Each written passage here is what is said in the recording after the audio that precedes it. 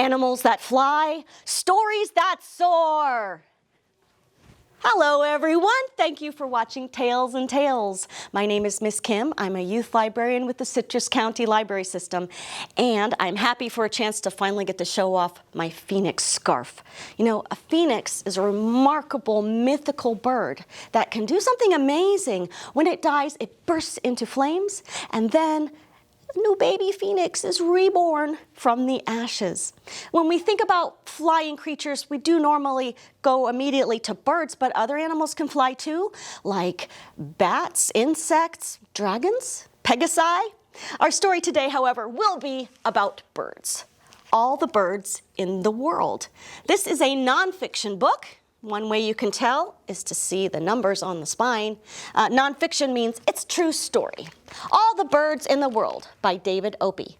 What about me?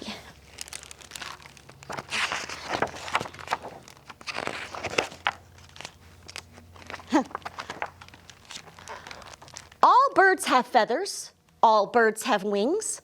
All birds have beaks. But birds come in many colors. There are gray birds, brown ones, black, gold, and white. Some birds have red wings, or a blazing orange body, or a ruby throat. They seem to be painted with more colors than you can see. But what about me? Asked Kiwi. Birds vary in shape and size. Some have crests, crowns, scissor tails, or short, stumpy bodies. An ostrich can stand taller than the tallest basketball player, while some hummingbirds are about as long as your pinky finger.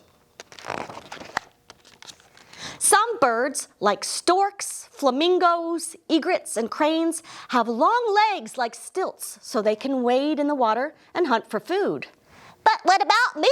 Asked Kiwi. Most birds make their own homes. Eagles build huge nests, and some hummingbirds weave their tiny nests together using silk from spiders' webs. Sociable weavers make nests that take up whole trees and house an entire community. But what about me? Asked Kiwi. All birds come from eggs. Birds' eggs come in assorted sizes and colors, just like birds. Eggs can be speckled brown or sky blue and many colors in between. Hummingbird eggs are about the size of a jelly bean, while ostrich eggs are as big as a cantaloupe.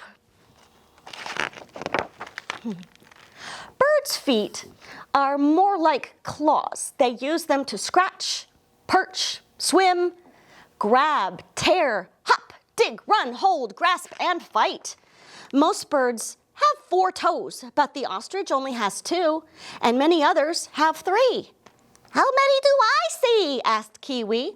I see 1, 2, 3. All birds have beaks of different shapes and sizes.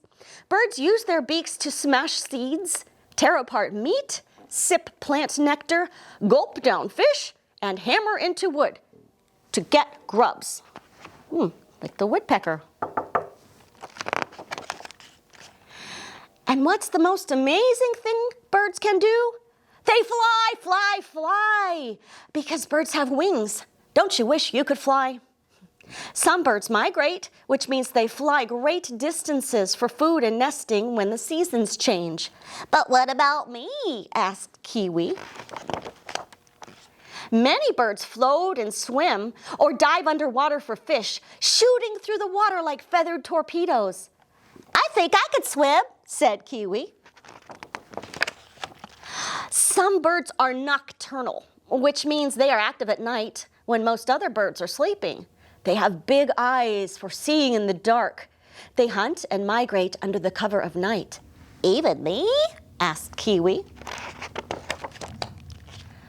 Birds call and sing beautiful songs. They sing for a mate and warn rivals away. They warble, tweet, chirp, trill, cheep, peep, and scream. Yes, hawks scream, and seagulls laugh. Emus drum and boom and can be heard a mile away. But what about me? Asked Kiwi.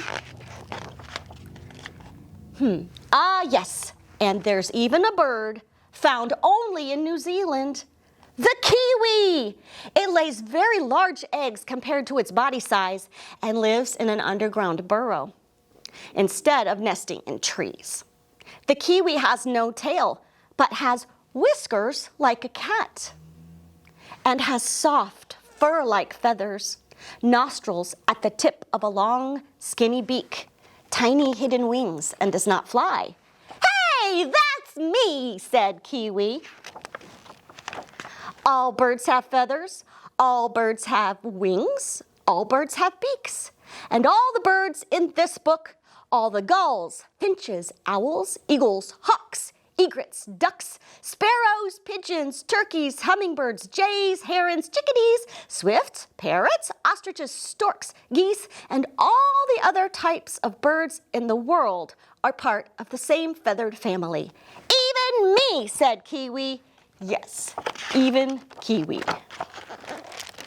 The end. When you're not busy reading this summer, take a little walk outside and do some bird watching. To help you in your quest, I'm going to show you a super craft that you can make at home, probably with things you already just have lying around. So you'll be doing two good things at once, recycling and feeding the birds. What you will need is a cardboard tube, a pair of scissors, some string, any kind, any color will do, and either a popsicle stick or an old pencil or a wooden dowel to be a perch. The first step would be to cut holes in the top of your tube and in the bottom. 2 holes on the top, 2 holes on the bottom. I used a hole punch, but you can also do that with scissors. Just cut a little diamond shape. Then you're going to attach string to the holes on the top, tie some good sturdy knots. Your next step is to put peanut butter all over the tube. Oh yeah, I forgot to mention that's something else you need. Gotta have the peanut butter. So then you're going to spread peanut butter all the way around the tube, like so. You're going to put it on the one that already has the strings. Once your tube is coated in peanut butter, roll it in some birdseed. So it's covered all the way around.